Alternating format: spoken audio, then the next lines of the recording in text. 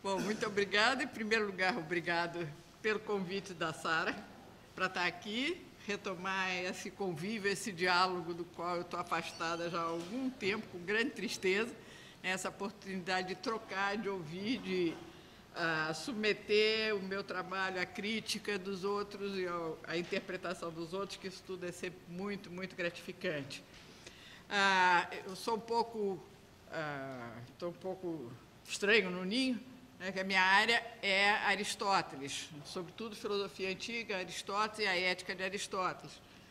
E é a partir de um texto do Pierre Robin, que é um estudioso de Aristóteles, foi que me instigou a tentar fazer uma aproximação, uma articulação entre a questão da praxis, tal como ela é analisada por Aristóteles, com a questão proposta pelo Hans Jonas. Então, eu tomei como ponto de partida dois textos, o primeiro do próprio Jonas e o segundo do Pierre Robin. O primeiro diz: é esta a situação do ser humano. Foi-se o cosmos, com cujo logos imanente meu logos podia sentir-se aparentado. Foi-se a ordem do todo, onde existe um lugar para o ser humano. Este lugar aparece agora como puro e incompreensível acaso. O outro texto do Pierre Robin. Nessas condições, eu me pergunto se um retorno ao pensamento grego não poderia nos proporcionar elementos de solução e se a invenção aretológica, requerida pelos desafios modernos da técnica, não deveria consistir, ao menos num primeiro momento, em reatualizar um modelo aretológico antigo que, não por acaso, foi expressamente rejeitado pela moral kantiana. Penso na virtude aristotélica da frônesis, a prudência.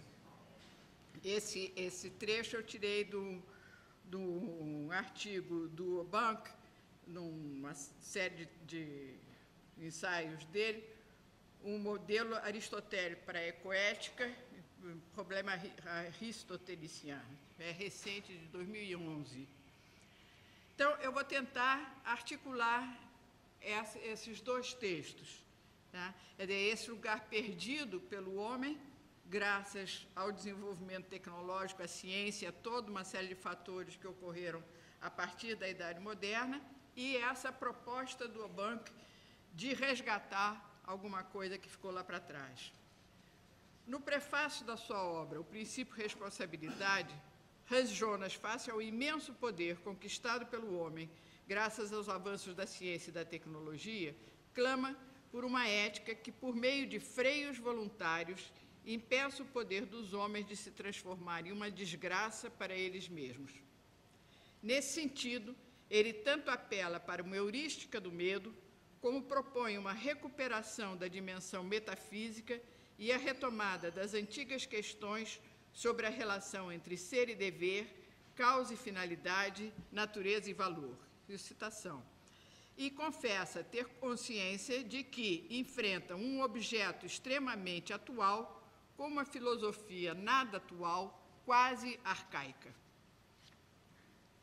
Não estaríamos, então, tão longe da proposta de Obank de uma retomada do antigo conceito de prudência, analisado por Aristóteles na sua Ética Nicômaco e que foi rejeitado pela ética kantiana, não por acaso. O objetivo do presente trabalho, então, é o de refletir sobre a proposta de Obank e, para isso, retomar em grandes linhas a ética de Aristóteles, sua análise da praxis, seu conceito de prudência. Refletir sobre a rejeição dessa ética na Idade Moderna, que a trocou por uma ética puramente racional, que consagra a reciprocidade e, por fim, refletir sobre a necessidade ou possibilidade de recuperação do antigo conceito de prudência numa ética da responsabilidade. A ética aristotélica está estreitamente articulada à sua metafísica, e apesar de Aristóteles sublinhar a distância entre os dois campos, a diferença entre os dois objetos, o ser e o agir virtuoso, ou o mundo da natureza e o mundo dos homens, e, consequentemente, a diferença de método para abordar esses dois campos, as duas esferas são como dois batentes de uma única janela ou as duas faces de uma mesma moeda. A imagem das ondas circulares que se formam a partir do choque da pedra com a água, cujo movimento se transmite de uma a outra, ilustra a articulação que pode ser encontrada entre os diversos planos do pensamento de Aristóteles. Segundo o que nos diz Aristóteles, a filosofia surge do espanto, Taumazen, diante do maravilhoso. Esse espanto pode ser interpretado a partir das palavras de Heráclito: tudo é um, o um em si mesmo diverso. A descoberta da conexão entre todas as coisas revela o nexo, o logos, que envolve tudo quanto há e que, ao mesmo tempo, dirige o fluxo eterno do vir a ser. Mas esse logos ainda não é lógico, não obedece ao princípio da não contradição, claro e escuro, vida e morte, imóvel e mutável, ser e não ser, coexistem e se enfrentam, combatem num eterno fluir. E o logos humano deve abrir-se e pensar com. O combate entre os opostos, como uma dança, obedece a uma ordem. Talvez o forrozinho lá. O todo é um cosmos, um todo ordenado, harmonioso, onde se combinam o fluxo e a permanência e onde a identidade permanece na e pela mudança. O mesmo rio, sempre outro. A harmonia das tensões opostas, como a do arco e da lira. A permanência, a imobilidade, a identidade são momentos fugazes de equilíbrio, precário e instável equilíbrio entre tensões opostas que logo se rompe para se refazer em outra parte. Como não ser tomado pelo espanto diante desses pensamentos? A essa intuição primeira da filosofia junta-se outra, a imutável, eterna, única identidade do ser proclamada por Parmênides. A razão o exige. Entre o ser e o nada, nenhuma ponte possível. Nem de não ente permitirei que digas e penses, pois não dizível nem pensável é que não é. Ao invés de pensar o que é com, é preciso separar a verdade da aparência, distinguir entre si os dois caminhos, da verdade e da opinião, revelação divina que conduz o homem e o protege da ilusão e do falso. Nesse sentido, Heráclito teria se afastado da trilha da verdade e, como mortais de duas cabeças, trilhado o caminho enganoso da opinião. A pluralidade, a diferença, o movimento e a mudança não passam de mero jogo de luz e sombras. Contra a evidência dos sentidos, a frieza do raciocínio lógico. Impossível pensar a mistura de ser e não ser. Nega-se, então, a realidade da pluralidade, da mutabilidade, do fluxo, ao mesmo tempo em que se afirma o ser único em sua perfeita identidade, o mesmo que permanece o mesmo e em si repousa. Bloqueia-se o acesso da filosofia, submetida a tais exigências lógicas, à concretude, à diversidade e à realidade palpável do instável e inseguro mundo dos homens, objeto da mera opinião. Seja por Heráclito, seja por Parmênides, o paradoxo se instala no âmago do pensamento nascente. O ceticismo espreita ao final do caminho. A solução dualista proposta por Platão, na tentativa de superar tal paradoxo, é descartada por Aristóteles. O mundo ideal de arquétipos perfeitos, capaz de oferecer um fundamento seguro à ação dos homens e suas escolhas, é negado. Uma nova metafísica é requerida, que, por sua vez, possibilitará o surgimento da ética como esfera autônoma, que deverá encontrar no próprio mundo do homem, da andrópina, os critérios e a medida da ação virtuosa. Já muito se disse que Aristóteles permanece platônico na metafísica, mas se aproxima dos sofistas no plano da ética. O próprio Aristóteles assinala a diversidade dos objetos e, como dissemos, a distância, a autonomia, a diversidade de métodos nos dois campos. Mas, entre eles, um laço, uma ponte, um elo se estabelece, a teleologia. E essa mesma teleologia, detectada também por Hans Jonas no plano da natureza orgânica e reintroduzida na abordagem científica, permitirá, talvez, a articulação procurada no escopo desse trabalho. Cito, a tendência da natureza a uma finalidade manifestada em suas realizações deveria estar incluída no conceito de causalidade física. Em suma, uma doutrina, ainda citando, uma doutrina da emergência do novo só pode ser sustentada em termos lógicos em associação com uma ontologia, grosso modo, aristotélica. Aí, fecha aspas, o texto é do Jonas. Em sua minuciosa observação da natureza, Aristóteles repete o bordão: a natureza nada faz em vão. No início da investigação, temos que postular os princípios que invocamos constantemente no uso de nossa investigação científica da natureza, que devemos tomar como garantidos em virtude de seu caráter universal, que aparece em todos os trabalhos da natureza. Destes, um é que a natureza não cria nada em vão, mas visa o melhor possível em cada espécie dos seres vivos, com referência à sua constituição essencial. De acordo com isso, se um modo é melhor que o outro, esse será o modo da natureza. É Aristóteles, num dos Parva Naturalia.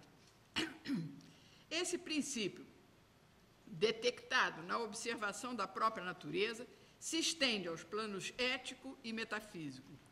Por ele podem se articular os diferentes campos da filosofia, apesar da diversidade de seus objetos e dos métodos mais adequados para estudá-los. Essa tendência de todas as coisas em direção a uma finalidade aparece no âmbito das coisas humanas na forma do desejo. Assim, a ética se abre com a proposição: toda arte, toda pesquisa e toda ação tendem para algum bem, e por isso se declara com razão que o bem é o que todas as coisas têm em vista.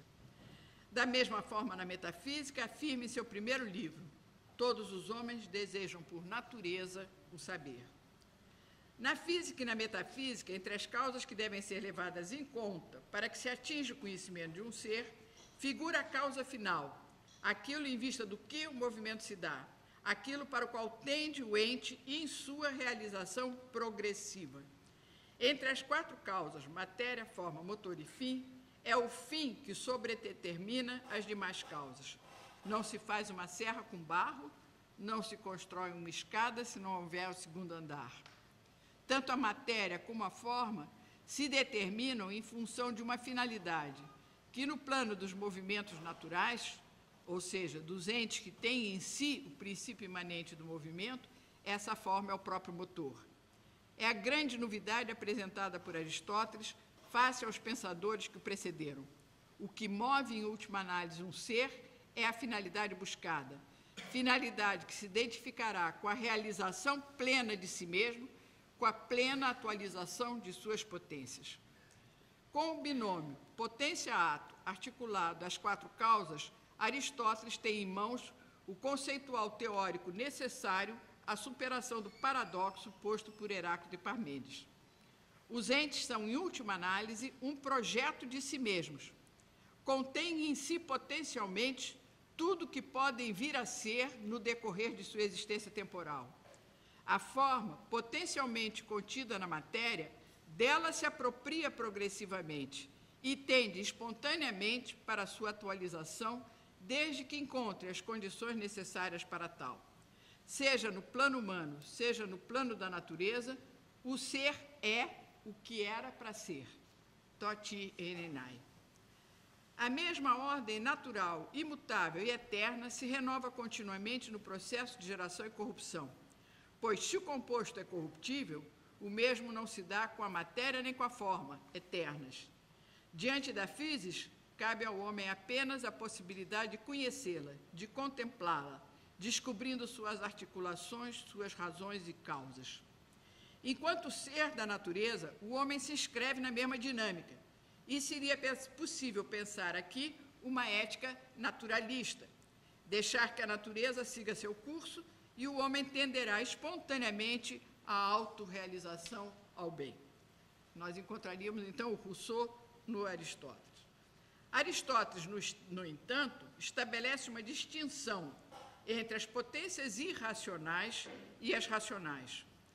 Aí, a potência é sempre potência de contrário. As potências irracionais operam espontaneamente e tendem sempre à realização de um contrário, deixando surgir o outro pela falha ou não realização.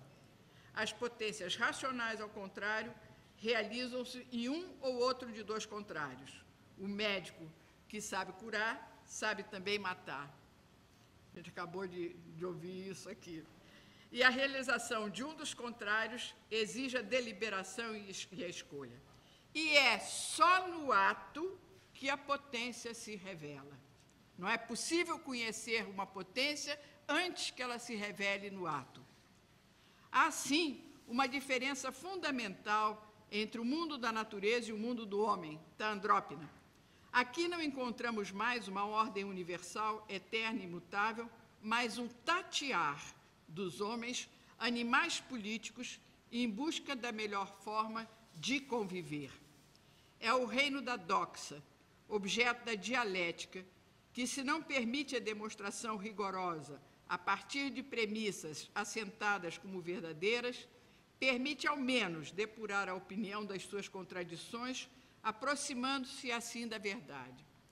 Se há aqui uma tendência natural para a verdade e o bem, como indica a primeira proposição da ética citada, essa tendência só se realiza por meio dos atos humanos que dependem da avaliação, da deliberação, da escolha e do desejo. No campo das ações humanas, uma nova diferenciação é estabelecida que nos interessa aqui particularmente. E aí é que eu vou na contramão do que você colocou. Elas se dividem por duas esferas distintas, poiesis e praxis, produção e ação. Uma dirigida pela arte, a técnica, outra pelos costumes e tradições, o ethos. Seja no campo da arte, seja no campo da praxis, as ações decorrerão de atualização de potências inatas e resultarão em novas potencialidades adquiridas graças a esforço e exercício. A arte técnica corresponde a uma etapa intermediária na conquista do conhecimento científico e se situa entre a experiência acumulada pela memória, intransmissível e que apenas constata o fato, e a ciência episteme, que busca o conhecimento através de causas ou razões. Transmissível, desinteressada e inútil, a ciência responde à sede de saber natural do homem. Como a experiência, a arte atua no concreto, do fazer, do acontecer, da operacionalidade. Como a ciência, precisa articular efeitos e causas, para, agindo como causa, motor, obter o efeito esperado, o fim visado. A produção, poiesis, orienta-se para o objetivo exterior ao agente, para a produção de uma obra. Segue normas fixas, um encadeamento previsível de causas e efeitos. É um processo linear, indiferente ao tempo ou às relações culturais de um dado grupo. Implica em clareza e rigor nos processos, em previsão dos efeitos possíveis, em normas, medidas e regras. Imita a natureza e se deixa transmitir por um adestramento capaz de desenvolver as habilidades do indivíduo, o que explica que escravos possam aprender e se destacar em sua arte, como foi, por exemplo, o caso de um Fídias.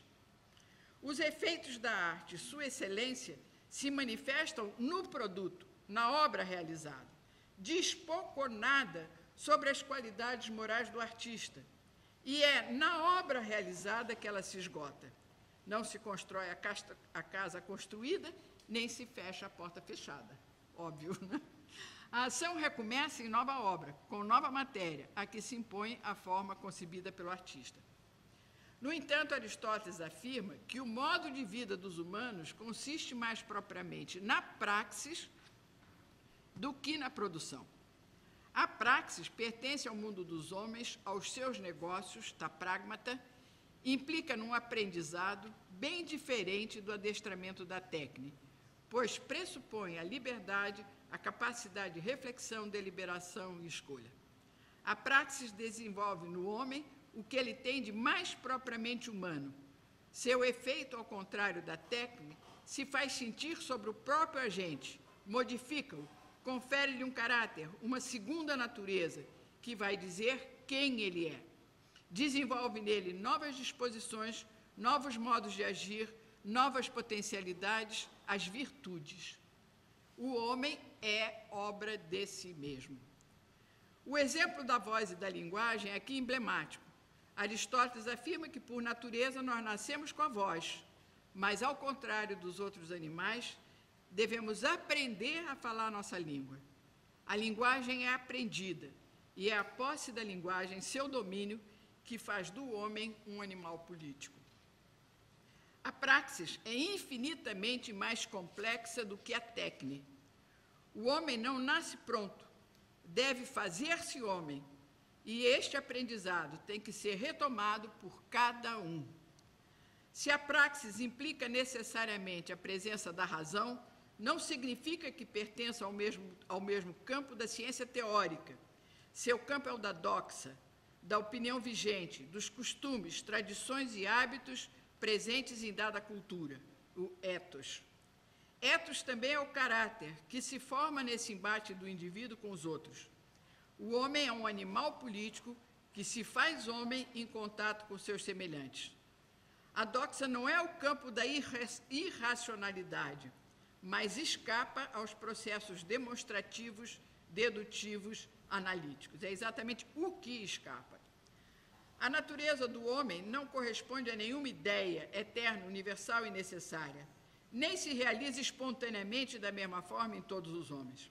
Se atualiza progressivamente, se encontrar um ambiente favorável, se for para isso estimulado, se encontrar referenciais e modelos que possam lhe servir de guia e testemunhar a justa medida. E, ao atualizar-se, revela a potência subjacente.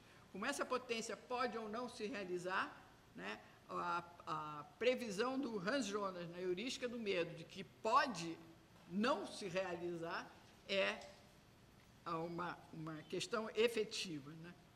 Mas, no mundo do homem, são muitos os caminhos para se chegar a uma finalidade visada, e a qualidade do fim não se transmite necessariamente aos meios para atingi-lo. Meios ilícitos e injustos podem ser eficientes e eficazes.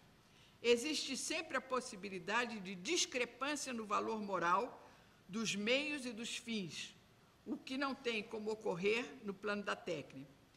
Entramos aqui na esfera da ética, saímos no campo da natureza, em que os meios são pré-definidos, dispensando a mediação da deliberação e escolha. O mundo do homem, seu habitat, o ethos, é fruto de uma construção, em grande parte arbitrária, como são arbitrários os nomes escolhidos para designar os entes desse mundo. Nem todos os homens vivem do mesmo modo, cultivam os mesmos valores, obedecem aos mesmos rituais, seguem os mesmos códigos, de tal forma que até se acreditaria que só existem por convenção. Onde, então, encontrar critérios valorativos objetivos? Aristóteles reconhece aí uma circularidade incontornável. O homem tem no outro o seu espelho. Referências e valores só são encontrados no próprio mundo dos homens, objeto de opinião, e onde não se pode nem se deve esperar o rigor da ciência teórica cujo objeto é necessário. A ética move-se no campo do contingente, da incerteza. A ordem eterna, universal e imutável da natureza oferece, é certo, um balizamento. Quando os limites da forma são transgredidos, caímos no patológico, na deformação, no monstruoso. Mas, ao mesmo tempo, esse balizamento é bastante flexível. O conceito de natureza se revela insuficiente para determinar uma ética. Há no homem algo que transcende os limites da natureza, algo que depende de sua decisão e escolha. Como Aristóteles afirma, o homem é o pai dos seus atos, tal como é o pai dos seus filhos. Citando Eveno, refere-se a uma segunda natureza, a ser conquistada pelo homem para que ele possa, enfim, tornar-se homem em plenitude. Não basta ser dotado de voz para saber falar, não basta ser dotado de capacidade de julgar, inteligência e razão intuitiva para ser filósofo. As potências naturais devem desenvolver-se em disposições habituais, estas em atos, para que a natureza humana se complete. Bárbaro são os homens que não desenvolveram em plenitude a natureza humana, tal como fazem os gregos. Pois a natureza é um telos, um ponto de chegada, mais do que um ponto de partida. É um horizonte, mais que um dado. Com efeito, dizemos que a natureza é o que cada coisa é ao completar-se sua gênese. Por exemplo, a de um homem, de um cavalo, de uma família. Lembrando aqui que sempre é o ato que revela a potência. Para aproximar-se desse telos, desse fim, o homem deve desenvolver suas diversas potencialidades, razão e sensibilidade, logos e patos, harmonizando intelecto e desejo. Mas seguir a própria natureza seria deixar-se guiar pela atração do prazer e a repulsa da dor. E, nesse caso, não conquistamos um ethos, não dizemos quem somos, não passamos de camaleões que a cada momento se adaptam à situação ambiente. A natureza complexa do homem, tantas vezes assinalada por Aristóteles, impede que ela seja tomada como critério ético. O ergon próprio do homem é a atividade conforme a razão, ou seja, aquela que não se deixa determinar apenas pelo impulso ou pelas tendências naturais, mas por virtude, pela decisão refletida. Mas mesmo assim, como por exemplo no caso do devasso ou no caso da habilidade, a racionalidade não é o único critério, pois não é necessariamente dirigida intencionalmente ao bem. Um criminoso pode agir racionalmente em função da deliberação e escolha atingir o fim mal a que se propõe. É preciso, portanto, que o logos seja um ortos logos. É preciso uma qualificação moral da própria racionalidade que articula os meios e fins. E aí a gente teria a possibilidade de uma ligação, né, da técnica com a ética. Assim, portanto, não é por natureza nem contra a natureza que as virtudes nascem em nós, mas a natureza nos deu a capacidade de recebê-las e essa capacidade amadurece pelo hábito. Vê-se, então, o papel fundamental desenvolvido pela prudência, que é o elo entre as virtudes morais, virtudes do caráter, cuja matéria é o patos, quer dizer, a nossa vulnerabilidade, e a razão. A prudência é uma virtude do intelecto, mas do intelecto prático, aquele que dirige a ação no concreto. É a capacidade de escolher os melhores meios para chegar aos melhores objetivos. É mais que habilidade, embora não a dispense, pois não é indiferente ao fim. Como, no âmbito da praxis, a menor distância entre a intenção e o ato raramente é uma reta, a prudência guia o homem no labirinto da vida para que ele alcance o bem universalmente visado, a eudaimonia, ou a boa vida. Nesse tatear, encontra apoio nas referências, nos exemplos, nas tradições e valores, na doxa vigente, devidamente submetida ao processo crítico da dialética. O homem tem a capacidade de conquistar o que não lhe foi conferido pela própria natureza. É Prometeu, roubando o fogo sagrado e conquistando um poder inédito. E esse poder hoje torna-se uma ameaça, como alerta Jonas, pois tudo isso se transformou de forma decisiva.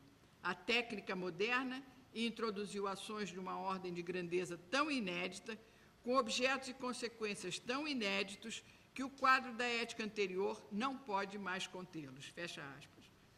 O agir coletivo assumiu tal amplitude que impõe à ética uma nova dimensão da responsabilidade antes inconcebível. Fica a questão, a atualização desse poder não estaria revelando o potencial humano muito além do jamais previsto? Não teríamos aqui que repensar o que é propriamente o homem? Antes mesmo que a questão tivesse assumido a atual dimensão, a ética de Aristóteles já havia sido literalmente solapada em seus alicerces. o fim da cristandade com a reforma, aliada à crise da escolástica, o advento do novo método científico com Bacon, Copérnico e Galileu, o advento do sujeito com o código cartesiano, a busca de um novo método para a filosofia baseado na certeza, no rigor, tanto com Hobbes como com Descartes, a contestação do geocentrismo, a descoberta do novo mundo, enfim, uma nova era se inicia, onde a autoridade do filósofo, como ele era chamado, se impunha de forma inconteste. Hobbes traça um novo retrato do ser humano, como um anti-aristotélico, não baseado numa metafísica, mas na experiência concreta, substituindo o animal político aristotélico pelo homem-lobo do homem, cujo fim último é a sobrevivência a qualquer custo, e que vê no outro uma ameaça potencial e tem nas paixões a força que o comanda. Inútil buscar controlar as paixões com a razão. As paixões só cedem a uma paixão maior, e o medo, então, toma o lugar da filia aristotélica, a solidariedade daqueles que se sabem unidos por um destino comum. Bacon critica o conhecimento puramente teórico, contemplativo e inútil da antiga metafísica. Estabelece um novo objetivo para a ciência exclusivamente baseada na observação e na experiência. Dominar a natureza e colocá-la a serviço das intenções humanas. Descartes delineou um novo método para a filosofia, desconstruir para reconstruir com rigor, e sobre novo fundamento, o cogito. Passar do complexo ao simples, do obscuro ao claro, do confuso ao distinto. Só obedecendo aos critérios imanentes da evidência e da clareza se alicerçam as certezas e será possível alcançar a verdade. Com seu método, propôs-se a delinear uma nova moral, mas ficou apenas na promessa.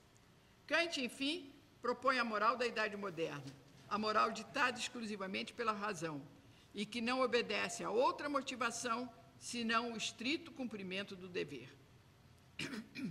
Com Descartes, reintroduziu o dualismo com a rigorosa separação entre a substância pensante e a substância extensa. E nos debates dos últimos dias, quando se falou na questão da matéria e do espírito, a gente podia ver como ainda está presente na nossa cabeça essa diferença, não é, colocada por Descartes entre duas substâncias que se uniriam para formar o homem. Da substância extensa é retirada toda a dimensão teleológica, assim como toda interioridade. Ideia confusa, obscura, impossível de ser detectada, seja pelo rigoroso método matemático, seja pela experiência estritamente controlada e medida. Os novos métodos da ciência nascente são cegos para a teleologia. Só as causas mecânicas, passíveis de medida, previsão e cálculo, importam.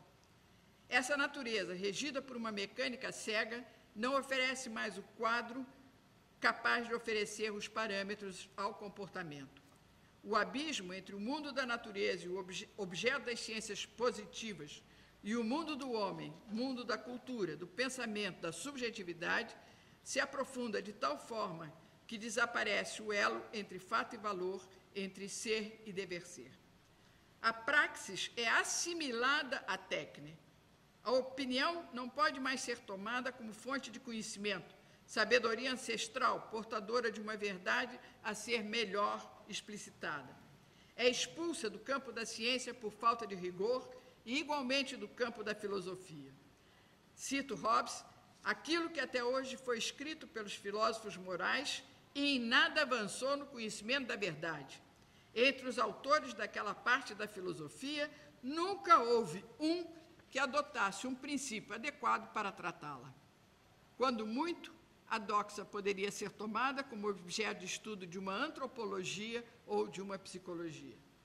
A ética aristotélica é considerada confusa, pouco rigorosa. Aspas, novamente Hobbes: não existe um fim último, nem summum bonum de que se fala nos livros dos antigos filósofos morais. Aristóteles, chamado por Bacon de pior dos sofistas. Descartes e depois dele Kant apostam contra Aristóteles na possibilidade de isolar a razão das paixões e de decidir apenas segundo o que a primeira determina. A moral tradicional, para o mesmo Kant, limitou-se a formular leis indulgentes que fazem concessões às fraquezas humanas. A busca da felicidade, objetivo último da ética aristotélica, não pode fundamentar leis universais por estar marcada pela subjetividade. E a natureza e a inclinação não podem dar leis à liberdade. Kant. A retórica, arma capaz de conseguir adesão por meio da argumentação, concebida como lógica dos juízos de valor, é desvalorizada como lógica do aparente, sofística, e será recuperada de forma bastarda no marketing político ou comercial. Cito aqui o Perelman. A partir do momento em que se acredita que a razão, a experiência ou a revelação podem resolver todos os problemas, a retórica fica reduzida a um conjunto de procedimentos para enganar os ignorantes. O espaço da praxis é o da complexidade, da incerteza e demanda deliberação e escolha. Espaço em que se move o homem com todas as suas vulnerabilidades, onde a retórica desempenha um papel central na conquista de adesões. Encontra referência nas tradições e costumes, nos exemplos e na cultura, lida com o imponderável, com a complexidade das causas e motivações de toda a ordem, tanto psicológicas e subjetivas, quanto políticas, financeiras, culturais, históricas, geográficas. A clareza, a nitidez e o rigor são inalcançáveis em muitos pontos. O confuso é irredutível. Como diz Aristóteles, podemos apenas pretender acertar em grandes linhas, tatear em busca do melhor, tangenciar a verdade. Para o pensamento moderno, por sua vez, o recurso aos costumes e tradições, ao ethos, obriga o homem a confiar na opinião e na autoridade alheias. É Kant. Mantém-no na menoridade, ou constitui a prisão sem grades, de Rousseau. A prudência, virtude humana por excelência, segundo a análise que o Bank faz, e que renova toda uma leitura da ética de Aristóteles, essa virtude humana por excelência, que exercia na ética aristotélica um papel central, estabelecendo a ligação entre a objetividade do intelecto e a subjetividade das paixões, guiando o homem em seu tatear em busca dos melhores meios para atingir os seus fins, é reduzida ao acúmulo da experiência vivida por cada um, relativizada, válida apenas no âmbito da subjetividade. A nova ética que se desenha na Idade Moderna consagra o princípio da reciprocidade, designado como regra de ouro da moral. Não faças aos outros o que não queres que te façam, que pode ser perigosamente interpretada como não me delata, que eu também não te delato. E a gente está vendo isso acontecer aí. Então, é um princípio racional, imanente, pragmático, que permite estabelecer os limites a serem observados pelos homens para que a situação de guerra de todos contra todos seja evitada. Para Hobbes, o ideal abstrato da virtude e da felicidade cede de fato lugar à luta concreta pela autopreservação. A grande questão não é mais como agir para se tornar virtuoso, mas como agir para garantir a própria sobrevivência. A política não está mais a serviço da justiça, mas da paz, compreendida apenas como ausência, controle ou repressão da violência natural. E para conseguir mantê-la, sustenta-se em terrível poder, capaz de inspirar o medo, única paixão que pode colocar um freio às demais. A moral kantiana, enfim, consagra a universalidade da razão prática, a obediência ao dever, ditado por essa mesma razão, como único critério que respeita a autonomia e faz jus ao ser humano. A razão, capaz de dirigir o comportamento através de um imperativo imune aos afetos, desejos e paixões, portanto imune à subjetividade, oferece o fundamento necessário para alicerçar a ética da autonomia do sujeito, que lhe confere a dignidade de ser sempre um fim em si mesmo, nunca um meio ou um objeto. A razão pura é por si mesma prática, facultando ao homem uma lei universal que denominamos lei moral. O homem que se deixa mover pelo desejo é movido por algo que não lhe pertence, o objeto do seu desejo. Fica, portanto, numa situação de heteronomia. O comportamento regido pela prudência também não escapa dessa autonomia, dessa heteronomia. Submete-se à situação, às circunstâncias, obedece ao interesse, subordina-se a fins. Só o homem, movido pela consciência do dever, ditado pela própria razão, age por si mesmo de forma autônoma, isto é, livre. A prudência é excluída do campo da moralidade, reduzida a um imperativo hipotético e pragmático. A moral e o direito vigoram apenas no mundo do homem, regulam as relações entre eles, as máximas, normas e leis que se impõem igualmente a todos, preservando a autonomia e liberdade de cada um, compatibilizando entre si as diversas liberdades. A moral fica restrita ao que Kant designa como foro interno, enquanto o direito vai atuar no foro externo. Ambos encontram seu fundamento e justificação na liberdade, portanto, na igualdade de todos perante a lei. As restrições à liberdade só poderiam ser legitimadas pela necessidade de preservar para todos a mesma liberdade. Ora, quando não está em jogo outra liberdade, como, por exemplo, na relação homem-natureza, esse princípio da moral kantiana não tem como vigorar. Da mesma forma, Kant afirma que os direitos são correlativos aos deveres e só são conhecidos a partir deles. Logo, onde não há deveres, também não se pode falar em direitos. Essa reciprocidade, característica marcante das éticas modernas, desaparece nas relações entre o homem e a natureza, entre a geração atual e as gerações futuras, como entre o adulto e a criança, ou, como assinala Jonas, entre os pais e o recém-nascido. E, nesse vácuo, deve introduzir-se o novo princípio de responsabilidade. A ética de Aristóteles também supõe o mundo do homem, regula as relações entre eles, com vistas a uma convivência justa que abre espaço e ofereça as condições para que o homem se torne o que ele é. As referências, critérios e valores são também inerentes ao mundo do homem. As relações homem-natureza não podem sequer aparecer como objeto de questionamento. O homem nada pode, diante da ordem natural, eterna e imutável, capaz de renovar-se, superando e compensando possíveis falhas e desvios. Diante da natureza, restam ao homem a contemplação, a curiosidade, a imitação. A natureza é a grande mestra. O homem, com suas artes, tenta imitá-la em sua sabedoria imanente, mas nunca, por impossível, dominá-la. Compreende-se, assim, a dificuldade reconhecida por Jonas de enfrentar os desafios atuais, valendo-se de filosofias ou éticas elaboradas em outra época, em outro contexto, em vista de outras problemáticas. Impossível retornar simplesmente a Aristóteles. Tanto o conceito de physis como o conceito de ethos foram profundamente alterados. Impossível estender o imperativo kantiano às relações dissimétricas do homem com a natureza ou da geração atual com a geração futura. E nem podemos invocar aqui a equidade aristotélica, essa justiça acima da justiça, que foi reduzida por Kant à divindade silenciosa que não pode ser ouvida. A heurística do medo, diante da ameaça real à sobrevivência do planeta, nos devolve a Hobbes. Só o medo atua como freio das paixões humanas.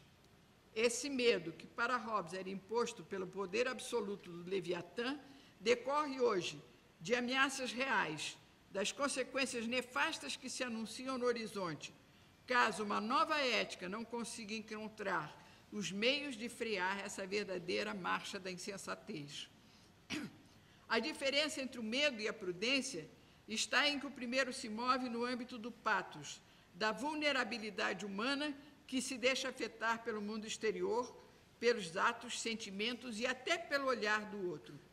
A segunda mobiliza as potências racionais, a capacidade de refletir, de pesar, de medir e de comparar. Serve-se e precisa da ciência teórica, do conhecimento objetivo, para ter clareza quanto aos fins e aos meios disponíveis para atingi-los. Aí eu me lembro do que a Marijane disse, da responsabilidade dos cientistas, né, em divulgar essa ciência teórica, esse conhecimento teórico, para que seja possível a sociedade tomar uma decisão com clareza. A prudência faz a ponte entre o ser e o dever ser, entre o fato e o valor, entre a ciência teórica e a sabedoria prática. E o medo deve suscitar o desenvolvimento da prudência. Apesar de sua articulação com a ciência teórica, em virtude de ser uma virtude da parte da alma que possui o intelecto, a prudência, ao dirigir a ação, se conecta ao tempo, ao lugar, à ocasião, às relações, às forças em jogo, para encontrar o melhor caminho. Vale-se da opinião, das tradições, da retórica, mas não dispensa as virtudes morais. Cito Obank: se não há prudência sem virtude moral, também não há virtude moral efetiva sem prudência. É a virtude que falta a Dom Quixote. Aristóteles faz questão de assinalar que a prudência é mais do que um simples acúmulo de experiências vividas, assim como se distingue da habilidade e da esperteza. A prudência é a virtude que nos permite atingir o maior bem ao nosso alcance num dado momento. Não há como compreendê-la se não tivermos em vista o bem como fim visado. Ela também não vai se identificar com a questão da precaução, né, que é mais uma posição reativa. A prudência seria afirmativa, propositiva, de busca do caminho para atingir o fim. Ouçamos Jonas. Esse bem não é uma ideia no sentido platônico, esse bem visado, né? Seja no sentido platônico, seja no sentido kantiano. Mas telos, termo da ação, plenitude possível, horizonte à distância a nos invocar. A natureza nada faz em vão, a natureza nada faz contra a natureza. A natureza não é um dado, mas um telos. Não é fruto de um acaso cego, mas finalidade visada. É motor por ser fim. Tende a realizar-se, tende a renovar-se para preservar-se. E, como mostra Jonas, tem direito a ser o que é, a continuar existindo e, portanto, a renovar-se e reproduzir-se. Ouçamos Jonas: uma vez que a matéria manifestou-se dessa forma, isto é, que ela efetivamente organizou-se dessa maneira e chegou a estes resultados, o pensamento não pode deixar de fazer-lhe justiça, reconhecendo a possibilidade do que ela chegou a realizar, que a possibilidade do que ela chegou a realizar está depositado em sua natureza primitiva. Eu aqui reencontro, né, que a potência se revela no ato, na atualidade, da maneira como a natureza se apresenta hoje, que nós vamos perceber o que estava potencialmente contido nela. A evolução das espécies, ignorada por Aristóteles, alterou profundamente a visão da physis, eterna e imutável em seu processo de renovação. O futuro não nos remete mais ao passado. O tempo linear tomou lugar do tempo cíclico do eterno retorno. Essa evolução que culminou no ser humano aponta para um futuro aberto, e os graus progressivos de liberdade de ação e poder conquistados colocam em risco a própria existência. Cito Jonas: tão constitutiva para a vida é a possibilidade de não ser, que o seu ser é, como tal, essencialmente um estar suspenso sobre o abismo. Se não há ruptura radical entre o inorgânico e o orgânico, como entre a matéria e o espírito, se no plano do orgânico a teleologia é resgatada e incorporada ao acervo dos princípios científicos, podemos esperar uma reabilitação da virtude da frônesis que se estenderia agora para muito além do mundo do homem, para o mundo da physis, e faria o contraponto com a heurística do medo. A ética aristotélica colocou o homem como responsável por seus atos como pai em relação a seus filhos. Os novos poderes que a tecnologia colocou em suas mãos estenderam infinitamente suas responsabilidades, não só sobre os seus atos, mas sobre as consequências dos mesmos, não só para os parceiros próximos com quem interage no seio da comunidade, mas para com as gerações futuras, não só para a polis, seu habitat mais imediato, mas para o planeta como um todo. E essa extensão da responsabilidade para muito além da reciprocidade amplia o espectro das questões onde a prudência mais que nunca se faz necessária. Aceitar lidar com o imponderável, conformar-se a uma lógica da incerteza, exige revisão permanente de nossas certezas. Vivemos num mundo pluralista, onde a convergência de tradições e valores se perdeu. Temos a necessidade de lançar mão de outros recursos, que não provêm da ciência e da tecnologia, mas da praxis, para tentar fazer com que nos aproximemos, não do summum bonum, mas do bem ao alcance dos nossos atos, iluminados, embasados pelo conhecimento teórico, mas balizados pela prudência e a responsabilidade. Então, isso é que eu tentei articular, não sei se conseguiu, espero que eu consegui. Quando você traz a questão da praxe, eu acho que o Amazonas ele tem uma discussão que eu acho que afeta diretamente esse disciplina, quando ele vai discutir, por exemplo, a separação entre, que você não tocou diretamente, mas, por exemplo, entre a teoria e a prática. Você falou mais da técnica e da praxis, mas não especificamente da teoria. E uma coisa que ele fala, que hoje já não dá mais para manter essa separação, principalmente porque na esfera da técnica, dos tópicos, estava muito bem separado. Hoje, por exemplo, com a tecnologia, a teoria se juntou. Então, assim, hoje essa junção da mesma forma que até o que a gente utiliza para dizer que não dá mais para a gente separar a dimensão prática desse olhar da técnica. Então, o pessoal... Eu tinha colocado uma nota de rodapé, justamente dizendo isso, que na passagem da Idade Média para a Idade Moderna, a ciência se encontrou com a técnica, né? A ciência cultivada nos muros fechados da universidade, a técnica transmitida de mestre a aprendiz nas oficinas, e as duas coisas se encontram e geram a tecnologia, né? Que é o que dá esse poder e esse impulso. E em Aristóteles, né, essa ordem é eterna e imutável. Então, nenhuma hipótese de um poder humano capaz de alterar essa ordem, o que hoje efetivamente existe, né? Se nós pensarmos na possibilidade de manipulação do genoma, né, do genoma humano. Quem vão ser nossos netos ou nossos netos, eu espero que não. Eu espero que ainda veja eles direitinhos como seres humanos, como nós somos. Mas as gerações futuras, né? Que transformações não vão se passar aí. Então, acho que justifica um pouco, né, aquela consatia lá do... Não, eu acho que as duas coisas se encontram, né? Vir de um lado ou vir de outro. Porque é isso, né? Como já fez que o Aristóteles está citando, não tem mais como a gente manter também essa separação. Então, a gente já vai, as coisas têm que ser um pouco promíscuas.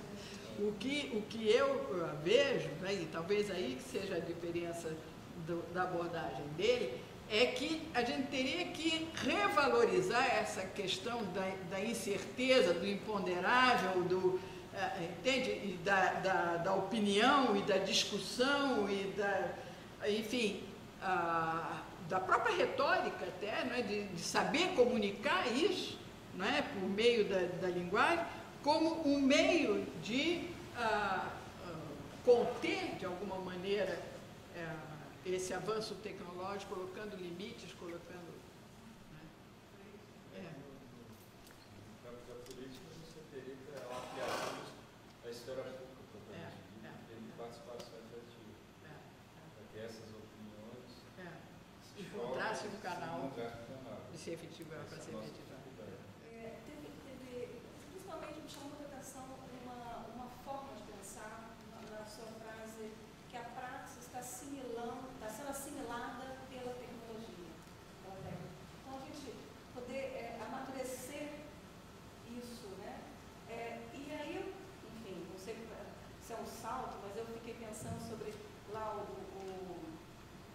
básicos que o Aristóteles faz o exercício, né, na ética, parece lá como o Malakóis, né, que seria uma inversão de achar que o que é bem é mal, o que é mal é bem, e um Kakóis que sabe que é mal, mas mesmo assim faz.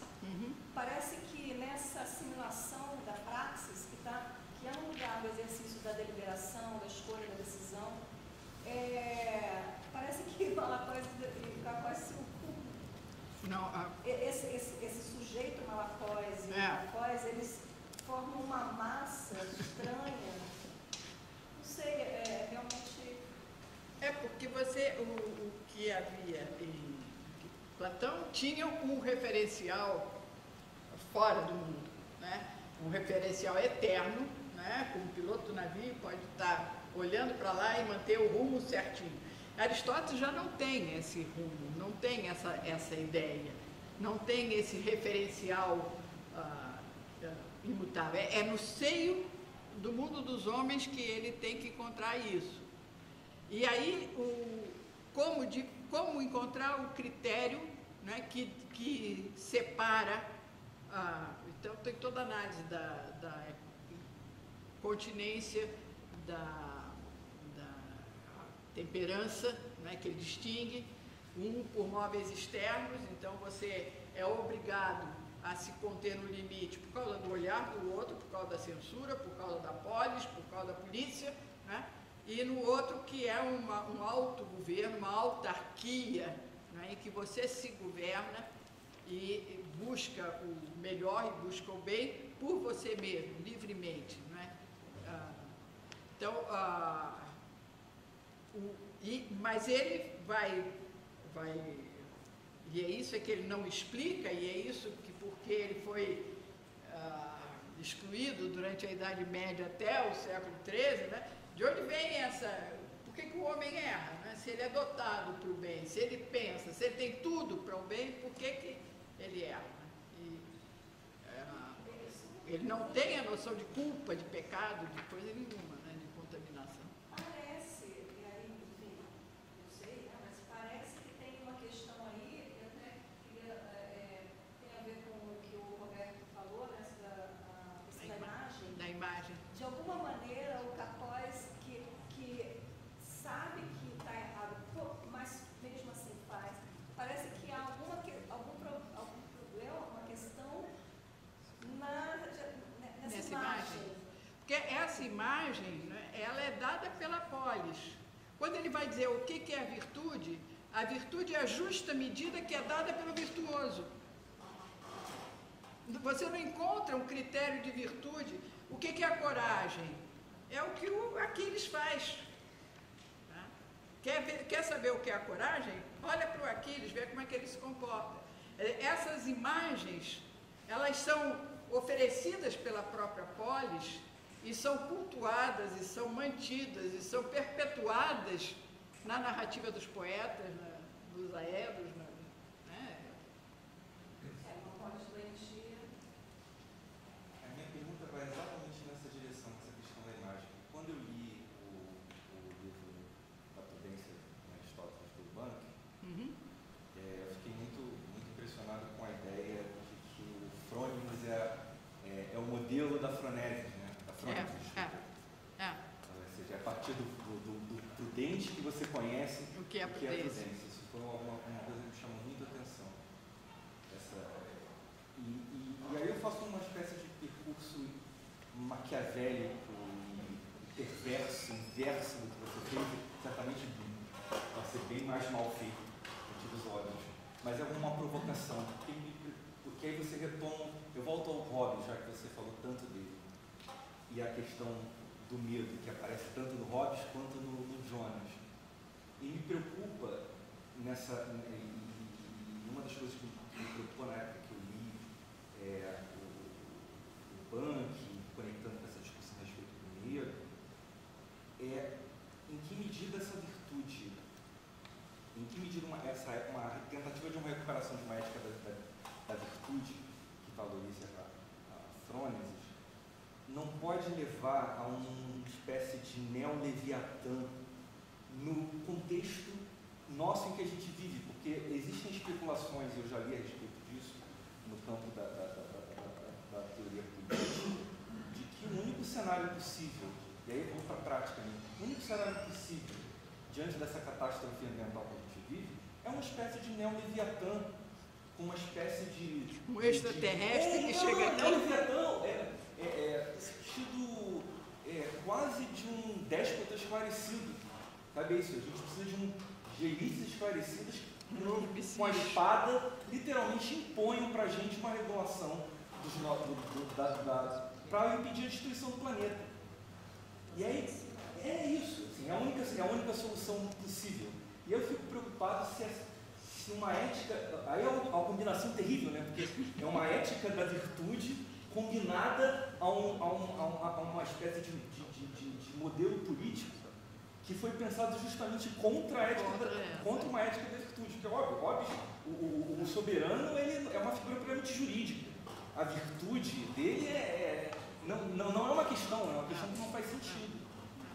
Então eu fico muito preocupado assim, de uma combinação perversa dessa natureza que é terrível e que não é um cenário delirante por completo. É isso. É assim, só uma ditadura mundial, global, é capaz de assim, conter inclusive o próprio capitalismo, uma espécie de inspiração marxista também perversa, né? Que o Estado regula os excessos do capital, enfim. Aí você chega ao fim da humanidade, porque se o homem é um animal político, e se ele é político, porque ele substitui a violência pela lei, que é isso que faz o homem ser político, né?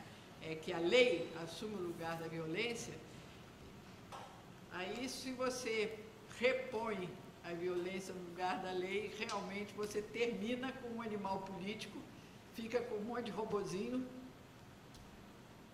Eu, quando tinha, 18 anos, eu li um artigo de uma revista normal, sobre a vida dos insetos. Descrevia formiga, como é que era o funcionamento, aquele negócio todo, e terminava dizendo o seguinte: a organização social era tão perfeita que permaneceu imutável. Se o futuro da humanidade não era também chegar a uma organização social tão perfeita que dispensasse todo mundo de pensar e os comportamentos seriam automatizados. Aquilo me impressionou de tal maneira que até hoje eu ainda me lembro daquele artigo, né? Se o futuro da humanidade vai ser a gente se transformar numa espécie de cupim, né? Já dizem que nós somos o cupim da Terra, né? Só falta a gente se organizar com os cupins, porque até agora não conseguimos nem isso. Tem chegado muito com a sua apresentação e na relação também com a apresentação do professor veio antes, eu comentei com você que vocês partem de posições diferentes a respeito da técnica.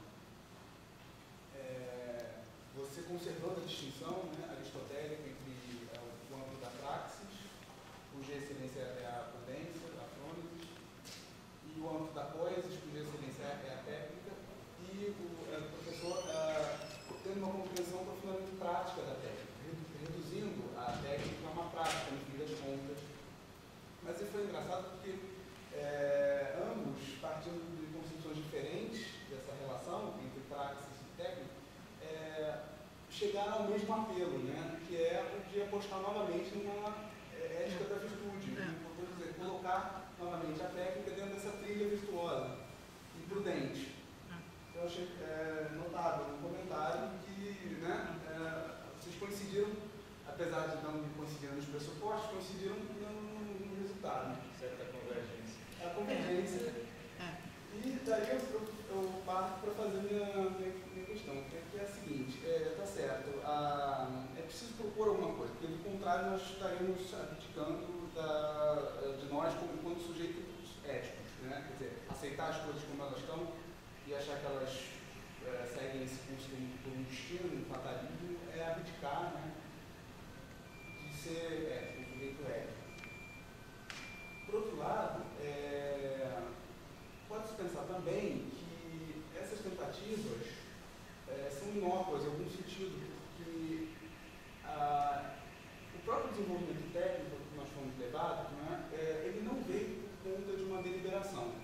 foi deliberado.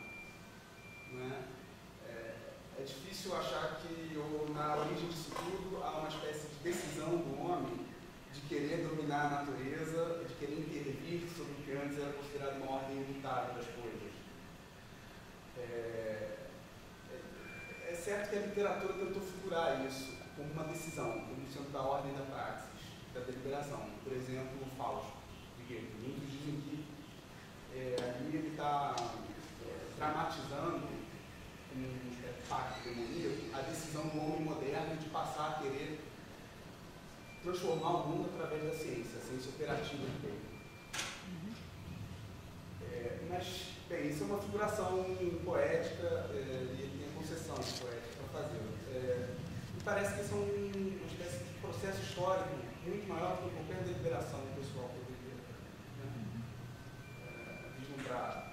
E esses processos históricos, eles parecem correr sobre um solo subterrâneo da cultura, de impulsos, que não parecem ser derivados dessa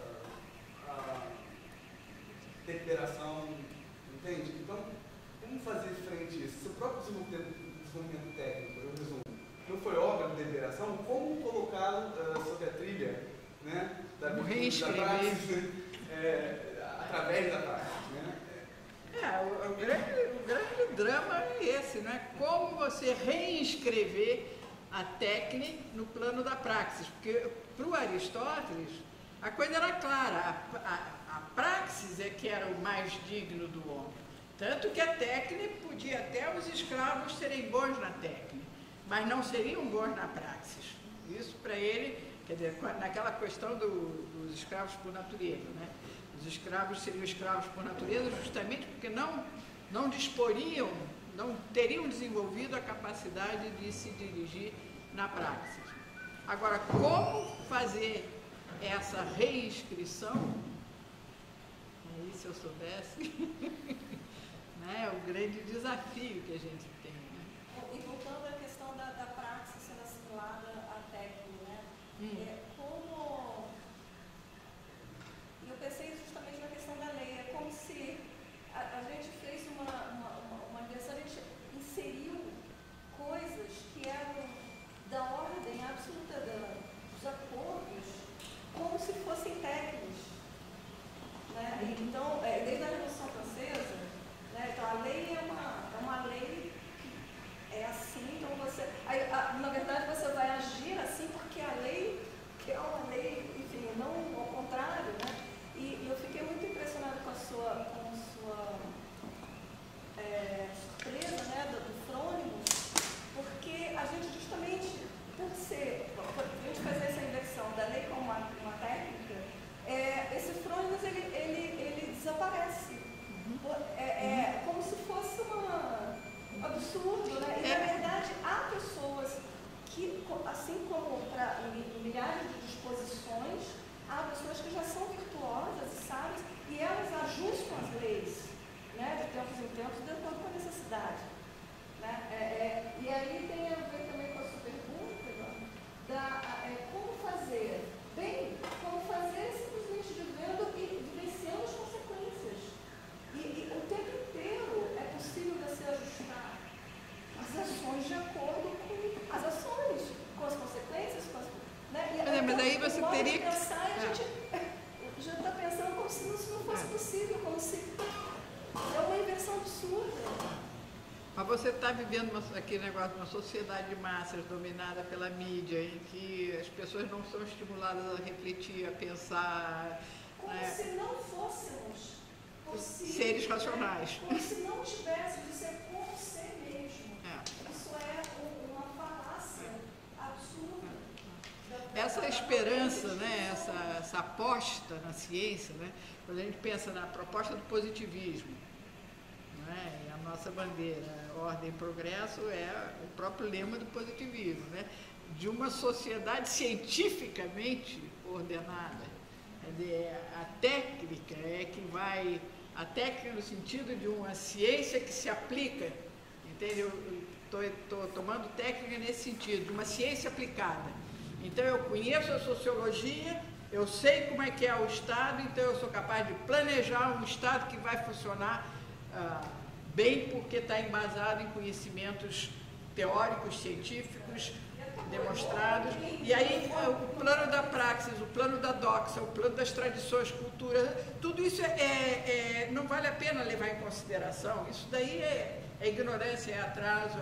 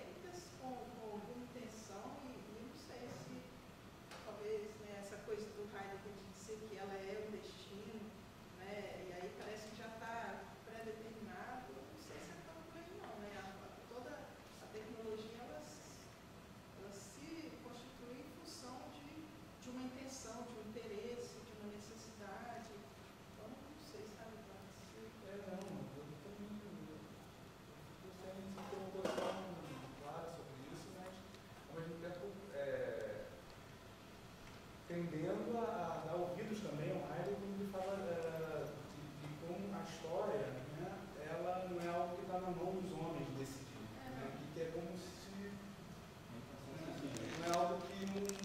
A intencionalidade se sujeita, né? É isso, eu acho que tem coisas que escapam do controle. Tem, assim, uma coisa, a necessidade e a liberdade. Então, o que eu vejo como dramático é que você é livre no primeiro passo, mas os outros... Exato.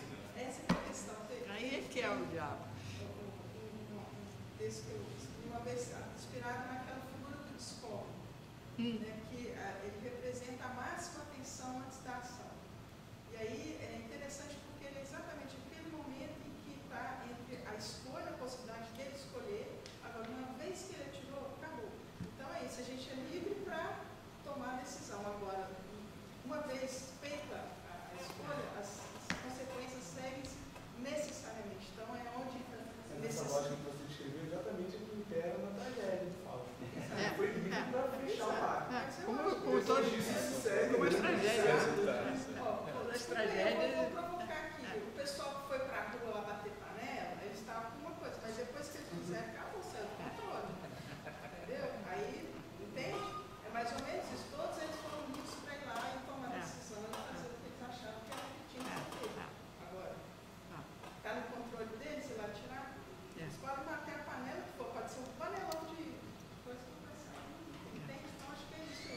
Tem uma determinada situação que a gente pode escolher. Agora, uma vez escolhido. E por isso é que, mais do que nunca, a questão da prudência é fundamental, né? Porque não é a questão da escolha do primeiro passo, é os outros passos que vão decorrer dessa primeira escolha. Né? Que aí a gente não tem mais o controle sobre isso. Você põe o filho no mundo, mas o que ele vai ser pertence a ele, não pertence mais a ele.